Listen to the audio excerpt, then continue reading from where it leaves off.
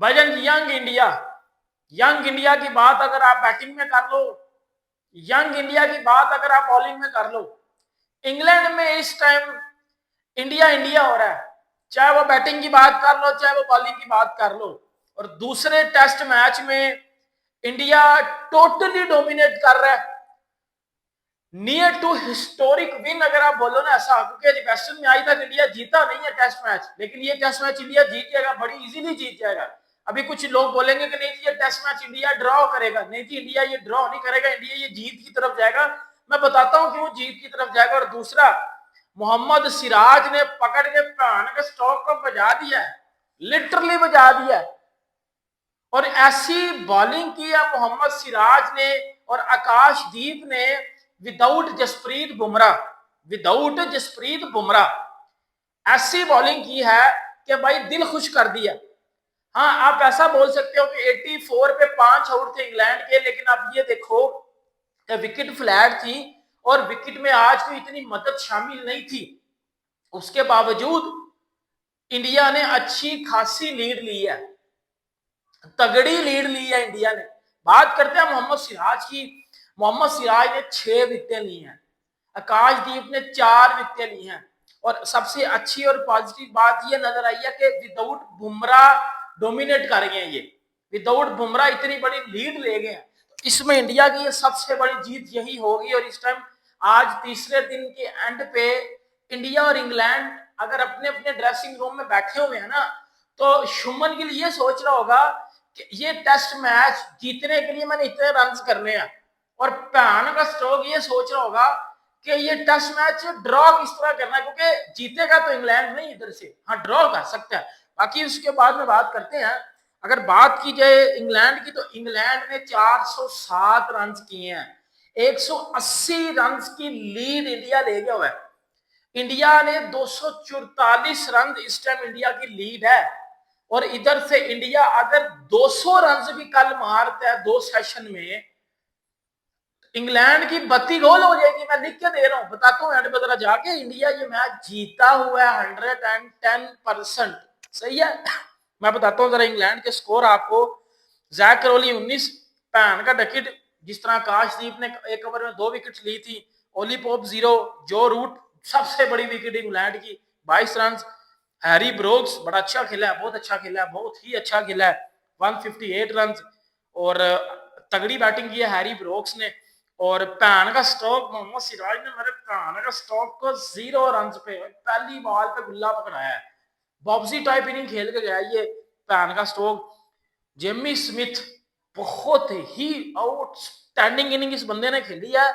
और test cricket में अगर प्रॉपर बैसबॉल को खेल के गया ना, तो जेमी स्मिथ ने खेली है। मतलब भाई हम 207 बालें, 184 रन, 4 छक्के, 21 चौके, 88 के स्ट्राइक रेट से बैटिंग किया है।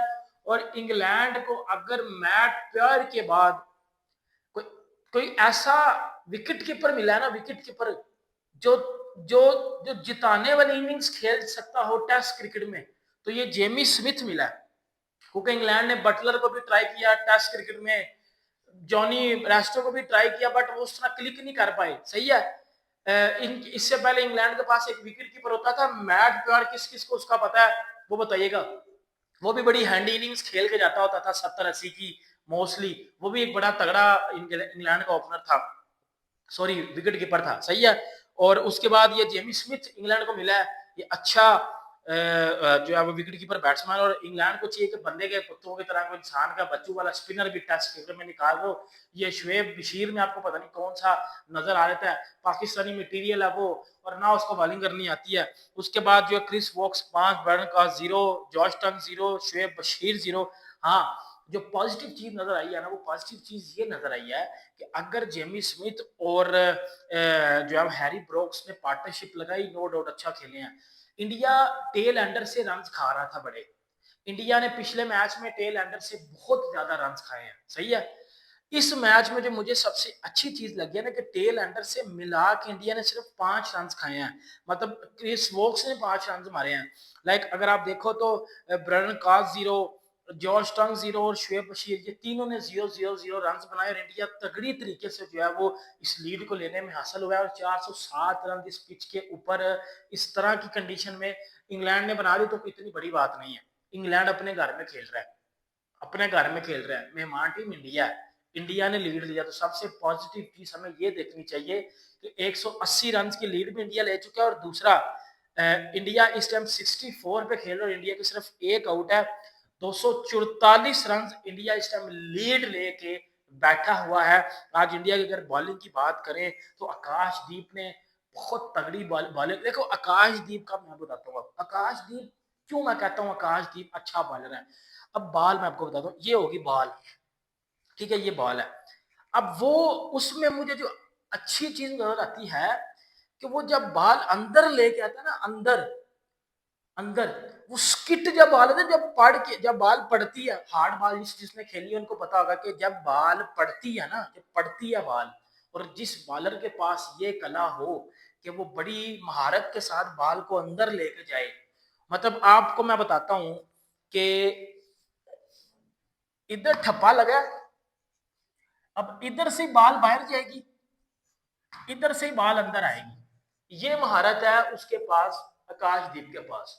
अब कई बार बॉलर क्या करेंगे, रिवर्स स्विंग आउट स्विंग, वो तो बात समझ आती है ना, बट उसके पास ये कला, ये ठप्पा मारा, जो बॉल बाहर जाएगी ना वो तो ठीक है, लेकिन वो जो बॉल अंदर जाएगी ना, अंदर वो इतनी जबरदस्त तरीके से बॉल स्किट होके अंदर जाती है कि बंदे को समझ ही नहीं आती। अब ओली पोप इस बॉल पे आउट हुआ था, वो भी बड़ी तगड़ी बॉल थी, वो भी बिल्कुल सेम इस तरह की बॉल थी।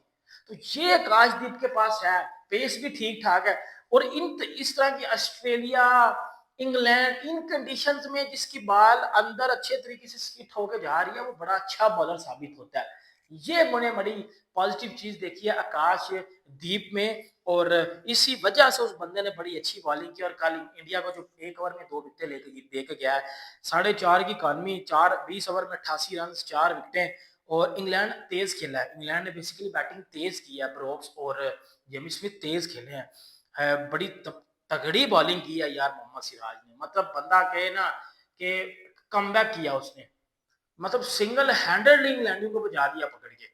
मतलब 19.3 ओवर्स में 70 रन दे के 3 मेडन करवा के 3.5 की इकॉनमी और 6 विकेटें, एब्सोल्युटली ब्रिलियंट बॉलिंग। मतलब जसप्रीत बुमराह टाइप स्पेल किया आज सिराज ने। मतलब 6 विकेट टेस्ट क्रिकेट में ऐसी पिच के ऊपर लेना, ये बहुत ही बड़ा, आप ऐसा कह सकते हो कि अचीवमेंट है ना, जिस पिच पे मदद ही नहीं है, जिस पिच पे मदद ही नहीं है, आज बॉलर्स के लिए कोई मदद नहीं थी, उस पिच पे आके मोहम्मद सिराज 6 विकेट लेके जा रहा है। मोहम्मद सिराज ने आज 5 ली है, कल 1 विकेट ली थी। तो बड़ी तगड़ी जो है वो बॉलिंग की है मोहम्मद सिराज ने भी। और प्रासिद्ध कृष्णा का देखो, मैं आपको एक चीज बताता हूँ यार, प्रासिद्ध कृष्णा ने 13 ओवरों में 72 रन दिए। पिछले मैच में भी इसकी इकॉनमी का मसला था, इस मैच में भी इसकी इकॉनमी का मसला है। तो भाई जान आप अगले, अगर एक तो बुमराह आएगा वापिस, जिस मैच में बुमराह नहीं ना खेलता, आप अर्शदीप को ले गया हो यार। अर्शदीप लेफ्ट आर्म बॉलर है और इधर ये बॉलर क्लिक हो जाते हैं, काउंटी भी खेला हुआ है वो। तो मुझे लगता है कि इंडिया को और अर्शदीप को यूटिलाइज करना चाहिए। किस किस को लगता नहीं, मुझे कमेंट बॉक्स में बताइएगा।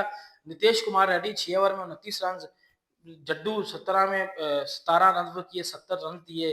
वाशिंगटन सुंदर ने भी 14 ओवर में 73 रन दिए, कोई विकेट नहीं मिली वाशिंगटन सुंदर को भी।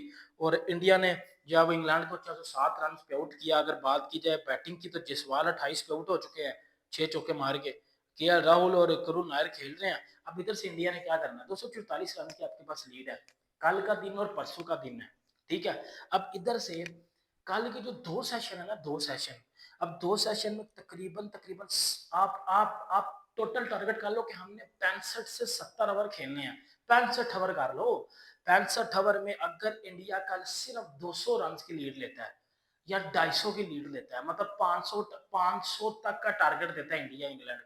इंग्लैंड 500 तो नहीं बना पाएगा, इतना तो एग्री करते ही हो ना। अब इंडिया ने जिस टाइप 500 प्लस का टारगेट देना है, अब 250 की लीड हो चुकी है, 250 की लीड कल और देनी है, 500 प्लस का टारगेट देना है।